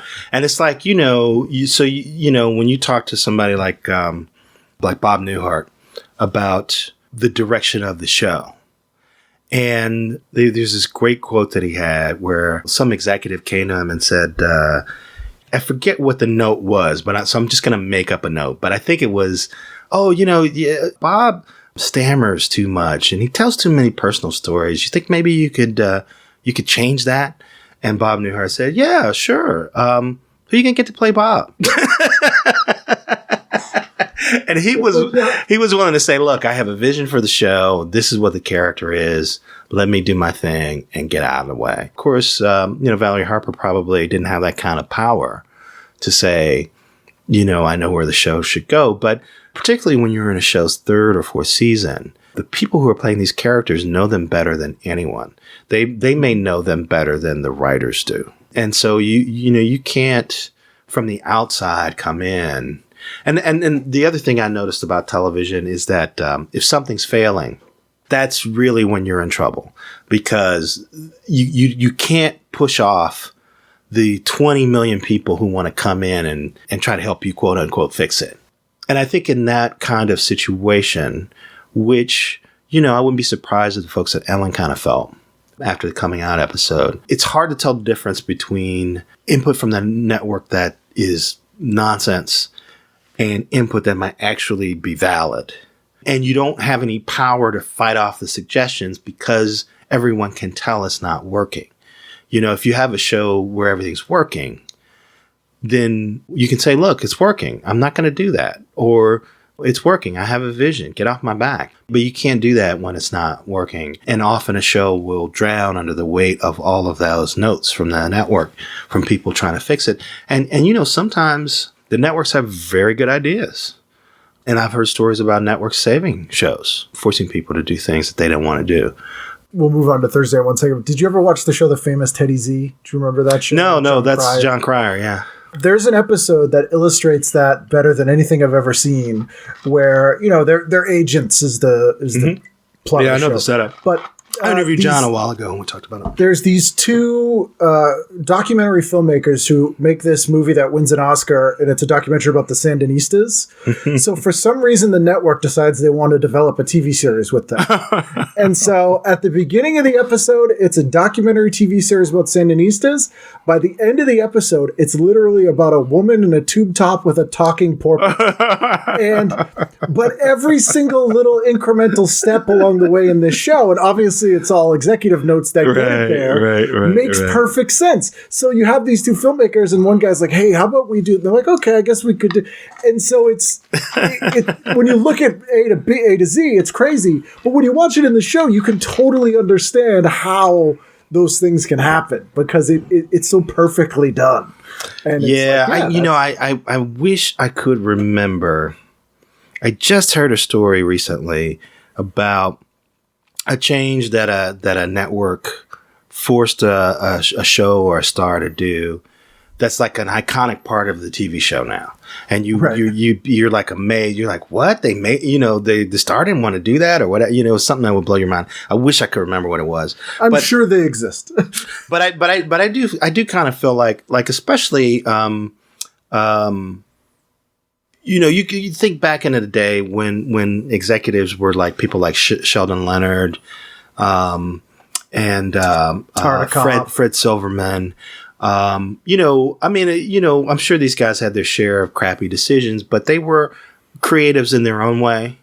Even somebody like Les Moonves, who's another guy who completely screwed up. He screwed up his legacy in a couple of ways. Of course, all the horrible harassment and assault things that he's been accused of, but also he had tremendous blind spots when it came to racism and sexism, things that I would confront. I have confronted CBS over the years many times, and but he also was one of the last of the old school TV executives who really knew how shows worked, how to fix a show that wasn't working, and could offer creative decisions that the producers would have to listen to because they were actually good ideas. Somebody who knows television. So you do have to allow that those guys existed in the business, especially years ago, and that they would make they would offer good input on stuff sometimes. It's easy to, especially now we're sort of in love with this idea of the auteur, but sometimes the auteur doesn't always have the best idea, Yeah, they have tunnel vision sometimes, and they need that outside voice to sort of give them a little bit of perspective to make it better. Exactly. Poke holes in it. Exactly. So Thursday, what jumped out? So Thursday is another example of something that we talked about a little earlier. Thursday is when the must-see TV lineup was kind of in full force. So we had Friends, Carolina City, Seinfeld, and Suddenly Susan all strung together. All shows set in major cities, all shows with little or no people of color in them. And they were up against, on Fox, Martin, Living Single, and New York Undercover. And this is something I talked about in my book called Race Baiter. Must-see TV was this huge force. And ironically, it was kicked off by the success of The Cosby Show and A Different World. And they began building up Thursday nights as sort of event television. And then eventually, Friends comes along and it's huge. Seinfeld comes along and it's huge. Mad About You, I think, was earlier. It was very successful. And so you have this Thursday night that's sort of the bedrock of NBC's schedule. And Fox is trying to get started on Thursdays, and they're trying to figure out, well, who's not served by the shows on NBC, and it's black people and non-white people. So they have Martin and Living Single, Martin, the sitcom starring Martin Lawrence. Living Single, a sitcom centered on 4 black women, but starring Queen Latifah. And then New York Undercover with Omar Epps. And he had a Latino partner. Two New York City detectives. It's the guy that was in Batteries Not Included. Yeah, I can't think of his name. Yeah, I can't remember. But I'll look it up. Like I have been doing all this other stuff that we've been talking about. So that was counter programming basically, and it was Fox saying we're going to offer a show for non-white viewers because this vision of New York that Friends and Seinfeld has created has no people of color really in it, or very few.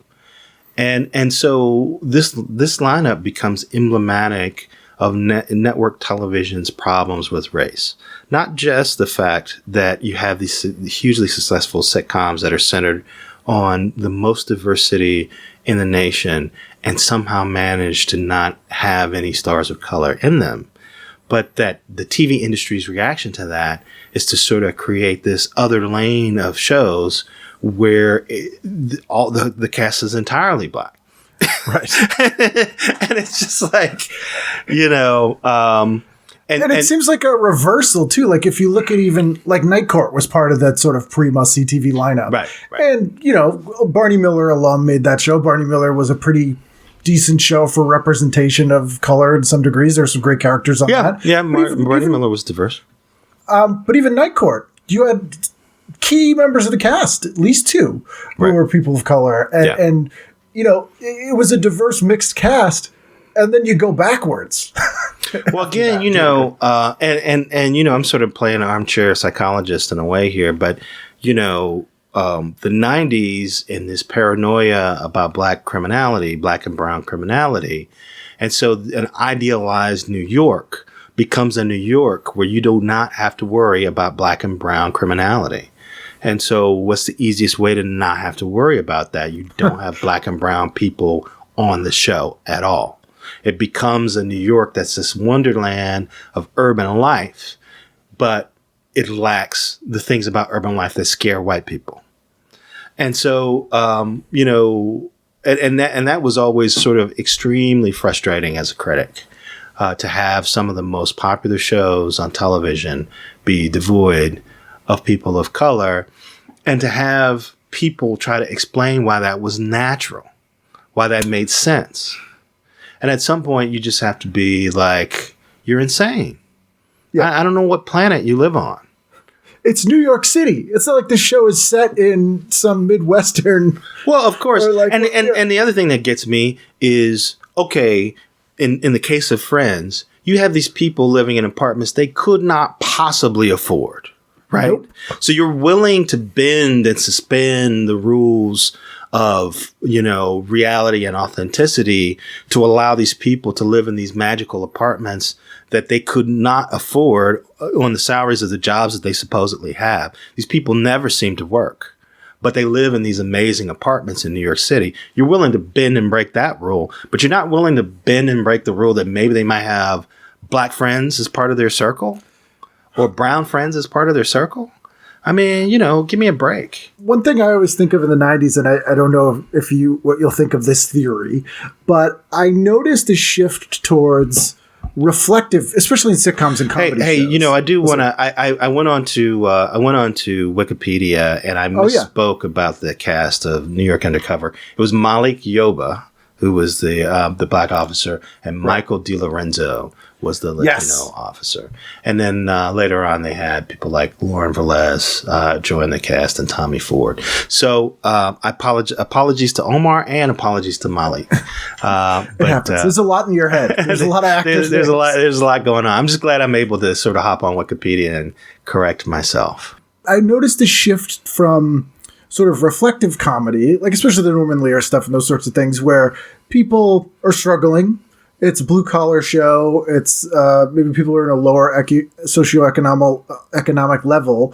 And so the humor is sort of a natural, natural defense for people in those situations. You use sort of a gallows humor to get through it. Mm-hmm. But I noticed in the 90s, almost all shows suddenly became aspirational, even comedies, which had never really been before. Right. And, we would get those in the soaps, but it sort of totally erased those experiences. And I feel like that may be part of it as well, in that you do, to your point, get this sort of idealistic, really unrealistic view. And it's...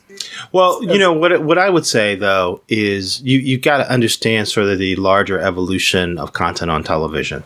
So in the 60s, what you mostly had was shows that were escapist. So they weren't particularly authentic or realistic. You had Petticoat Junction, you had Beverly Hillbillies, you had the Andy Griffith Show, you had I Dream of Jeannie. You had these shows that presented this sort of fantastical vision of suburbia and country people and small town life and things that were not realistic at all. And at a time when the nation was going through the Vietnam War, when JFK had been assassinated, MLK had been assassinated, Malcolm X had been assassinated, RFK was assassinated, riots and Watts, and, real life was about as real as it gets. And yet a lot of television was not realistic.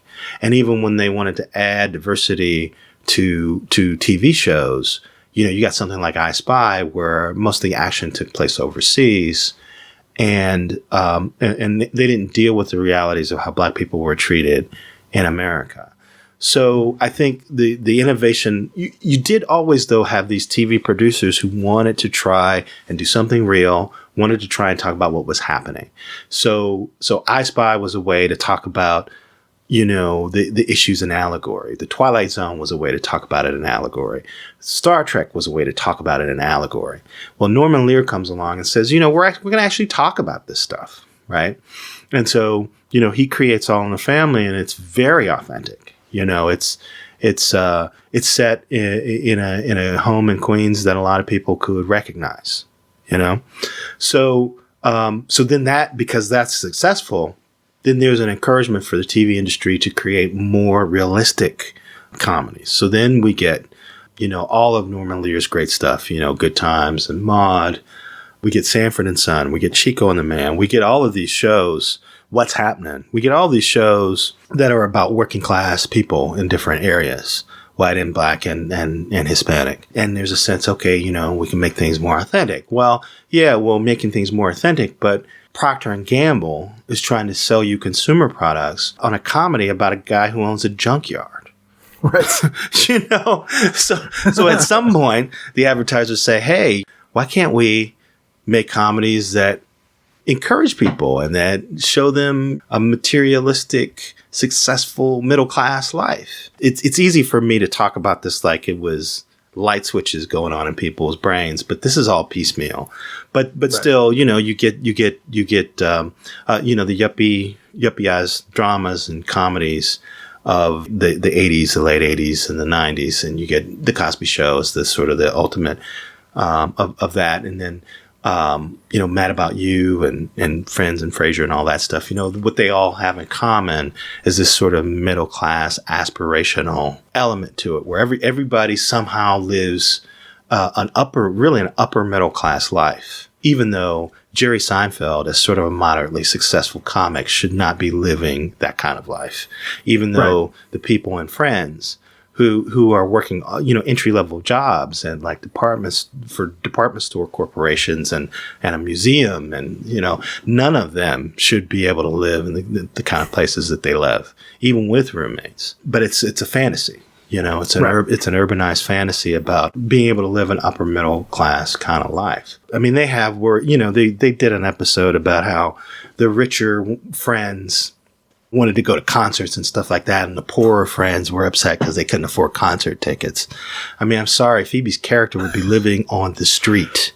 Oh yeah. She didn't know she'd be living in a van somewhere. She didn't know she'd be worried about eating the next day. She wouldn't be worried about paying for concert tickets or paying her share of the tab in a fancy restaurant. So, but it is interesting that shows a shift away from the plot devices of this plot is us trying to live. So we're either trying to make money or do a thing. And the plots for those 90s sitcoms shift to being about minutia and perceived slights and stuff that isn't as, I think it's always, I think TV's always reacting to itself. And I think something feels fresh when it's not like everything else. So after a decade of All in the Family and Maude and MASH and What's Happening and Good Times and all of that, the Cosby Show feels different. And then, in a way, we don't always think of it this way because of the racial difference. But, Friends is like the kids of the Cosby Show generation. And you would hope that they would have like a nice apartment in New York while they're working out their lives. And so that feels fresh for a while until you start to realize the limitations of those storytelling devices in those situations. And then people press for something more authentic, but also something more unpredictable. And I think that's when you get Malcolm in the Middle and 30 Rock and The Office and stuff like that. So there's a, it's interesting. There's a rhythm to it in a way in how TV is reacting to what's happening in the world. TV is reacting to other television. TV is reacting to what's working in that moment, what seems to be working. And then you have really creative people who see what's working and they want to do something very different. And they come up with something amazing that's very different. And now we're at a point where all of that action is not happening on broadcast television. That's what's really interesting. Friday is Homicide Life on the Street, and that's like the main reason why I picked a TV Guide in '97. Yeah. This is on the cover too, and there's a huge article about it. Well, one of the things that kind of amazed me was that Homicide Life on the Street is on the cover, and they have this huge college football section in the middle of it. Like, that would never happen today. Like, the college football would be all over the cover. And so I was kind of surprised when I looked inside the thing. I'm like, what's all this college football stuff? I thought Homicide was on the cover. So that's how preeminent, entertainment was over college football. And the angle they're taking in the article is Homicide's the best show you're not watching, too. So it's even showcasing a show that they feel is undershown. Yeah, and that was important, too, because Homicide really was a gem of a show that, in network TV terms, people were not watching. And it was sort of the beginning of this idea. Well, I don't know. It felt to me like it was the beginning of this idea of Friday being a wasteland. The other thing that was so quaint about looking at this TV Guide is that there's original programming on Saturdays. Anybody who knows TV now knows that the broadcast networks don't put original programming on Saturdays. It's all reruns and repackaging or college sports or whatever. But when I was growing up, the Carol Burnett Show and, a lot of really important, classic, successful TV shows aired on Saturdays. And all of that is way different now. It was interesting that, Friday was still kind of considered an important night of television. I don't think it is so much now, but it was then. And Homicide is this show. I'm a huge fan of David Simon. Someone else who I've had the privilege of interviewing several times. And what David wasn't the showrunner on Homicide, that was Tom Fontana. But the show is based on a book he wrote when he was a cops reporter at the Baltimore Sun, talking about how the detective unit in the Baltimore Police Department actually worked. And so this show is an attempt to create a cop show that is more about what police work is actually like. And so it's a show that in some ways is often about systems rather than about individual cops. And you see this particularly when you watch a show that David completely controlled, when you watch The Wire. One of the messages of The Wire is that no matter how good the cops were or how virtuous they were or how focused they were on a laudatory goal, bringing down the crime lord who controls the drug trade, in Baltimore, the systems are so screwed up and so aligned against them that they will never win. And indeed, they don't, right? The media, government, police system itself, like what it values, the war on drugs is so stupid and backwards. All of this stuff just makes it impossible for an individual virtuous cop to win. And that's a counter narrative to even the cop shows that are on TV today. Even the cop shows that are on TV today, like the Edie Falco show that got canceled on CBS, Tommy. So the Edie Falco show, Tommy, and then Stephen Dorff started a show called Deputy that was on Fox. And both of those shows was about these rule-breaking, iconoclastic, tough cops with a heart of gold coming into a police department that is overrun with bureaucracy and people just looking out for themselves, and they're not focused on solving crimes anymore. And these cops are going to come in and they're going to revolutionize everything, and they're going to fix everything, and they're going to make a difference. And the message of Homicide Life on the Street is that is not how real police work works. That is impossible. And what it really is a bunch of average guys who might be good at solving murders, trying to do that against some pretty serious odds. In an office where sometimes the air conditioning goes out, they don't get paid a whole lot, they don't necessarily get a lot of respect from people when they're out on the street. But, they have a code. They have a way of doing things, and there's a board where the name is in black when you solve the crime and the name is in red when it lands on your desk. And your job is to have as little red as possible under your name and as much black as possible under your name. And I think that's one reason why Homicide Life on the Street had a hard time with viewers, because it was the exact opposite of the police narratives that we're used to, where it's about a cop, like even NYPD Blue was about the anti-hero who made a difference, right? The anti-hero who cut through all the bullshit and got the bad guy. Homicide. One man versus the system. Well, in a way, sometimes, many times. And NYPD Blue had a very black and white definition of who was a good cop and who was a bad cop. And a bad cop was somebody who was caught up in the bureaucracy, and somebody who was self-interested in themselves, and somebody who wouldn't do what it took to take down the bad guy. Like that was a bad cop. That was a crappy cop. Homicide Life on the Street, they have their values too about who's police and who's not, but it's just like an entirely different way. And it's just more realistic. And because it's more realistic, it's more ambiguous. And the endings of these cases are often not very satisfying. And I think that made the show a rough go for viewers. And beyond that, the storytelling style was different. And the cast was very diverse. And in fact, the leader of the squad was a black man. And their best homicide detective was a black man, Andre Braugher. I love this show so much. I need to revisit it. This is like the most. You really should. You really should check it out. The episode. Robin Williams guest starred in an episode, and this was back when people with big movie careers didn't do these kinds of shows, right? But he played a tourist who was vacationing in the area, and his wife gets killed, and he's coming into the squad to talk to the police, and a couple of the guys are joking.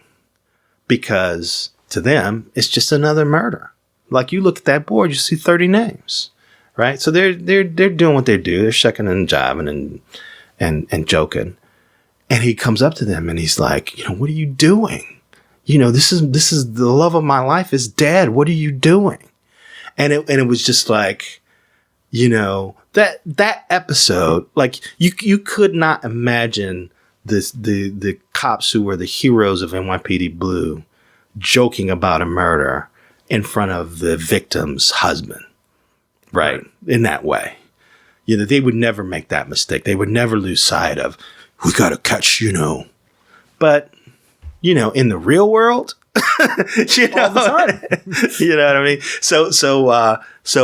And that was a really powerful moment where it was also a statement to the viewer, like this is a different kind of cop show. And there was another great episode that they did where Kyle Secor, a relative of his, I think it wasn't like a cousin. It was somebody that he was close to, a relative of his. A kid comes to the door. He's wearing, I think, a Halloween costume. I think he was confused and he went to the relative of Kyle Secor's house instead of the party that he thought he was going to. And the guy shot and killed the kid. And he said that he did it because he thought the kid was trying to break in. But Andre Braugher's character is convinced that this guy did it because he was racist and the kid was Asian. And Kyle Secor is defending his relative. As the two cops are walking up to the scene at the very beginning of the episode, they're talking to each other about how there's some study that says that people who are racist might even see colors differently. And that might be one reason why they're racist, right? And that's the conversation. And then the episode starts and they go through the whole thing and the guy gets acquitted. He eventually goes on trial. He gets acquitted. And Kyle Secor stands by his relative the whole time. So that puts him at odds with Andre Braugher's character. And so then at the end of the episode, the relative and Kyle Secor are sitting in the guy's den and they're watching TV. And the guy turns to Secor and says, "Hey, can you change the color on the TV? Looks a little washed out." And that's it. That's the end of the episode. And I was just like, holy moly, man. And again, so like this is at a time when, you know, people weren't necessarily always taping episodes. It was hard to rewatch stuff, you know, to have the courage to have something at the beginning of an episode and then at the end call back to it. At a time when people couldn't tape it and watch it, they just had to watch it. It's like, that's the kind of stuff they were doing, man. Yeah, so that's ambitious and amazing. Now I know what I can binge in the rest of quarantine. Yeah, definitely. This episode that night, Melvin Van Peebles is in, which is pretty cool. Yeah. Well, and that's the other thing is that there were a lot of, even in the cast, you know, one of the Baldwin brothers, I think it's, so Melissa Leo was in Homicide Life on the Street. You know, she's an amazing actress. Like Yaphet Kotto, of course, well known as the bad guy in Live and Let Die. Richard Belzer, Andre Braugher, Reed Diamond. You remember him as the guy who got killed by Vic Mackey in The Shield in the first episode of The Shield, the undercover cop who got killed by Vic Mackey in The Shield. Reed Diamond, Ned Beatty from Deliverance, Daniel Baldwin, John Polito. You may remember him if you. He was great in Miller's Crossing, you know. You give me the hi-hat. You give me the hi-hat. You know, he was always great at playing characters like that. I did want to spend some time talking about Homicide because I felt like that was a landmark show. And it helped rewrite the rules of cop shows. And even though it was always viewed as a show that didn't draw necessarily the level of audience that some other shows could have, I think creatives and people who make television look to that show and were very inspired by it. And beyond that, you know, it also sort of was David Simon's first foray into television. Again, I think Tom Fontana and Barry Levinson kind of made the series, but then David wrote a few scripts for them. And then that led to him doing The Corner with HBO and then later The Wire. So it's a really important, pivotal TV show. And as you can see in this TV guide, they were really trying to let America know about it and maybe try to get them to watch it more. If anyone takes anything away from this, we'll revisit Homicide. Well, thank you so much for doing this. It's been great talking to you, and you put me to shame with your knowledge and insight. Well, you know, I am sitting here in front of a computer, so I'm looking up a lot of stuff. Well, thank you for your honesty.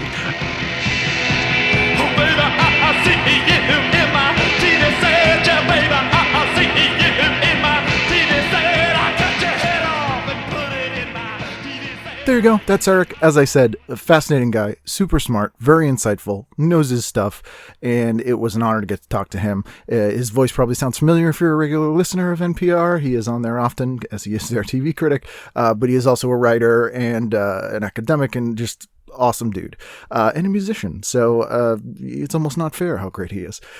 If you would like to email me, you can do so at tvguidancecounselor@gmail.com or ken@icanread.com. You can also message me on social media at Kenneth W. Reed, KENNETHWREID, or TV at TV Guidance. You can also go to our Patreon, patreon.com/TV Guidance Counselor. I'm trying to put more videos up on there. I don't know what people want on those things, but I am grateful for everyone that gives to the show. I know times are tough, and I appreciate it, and helps with me producing the show. So that is it. I'll see you again next week for a brand new edition of TV Guidance Counselor. Brother, this show ain't happening.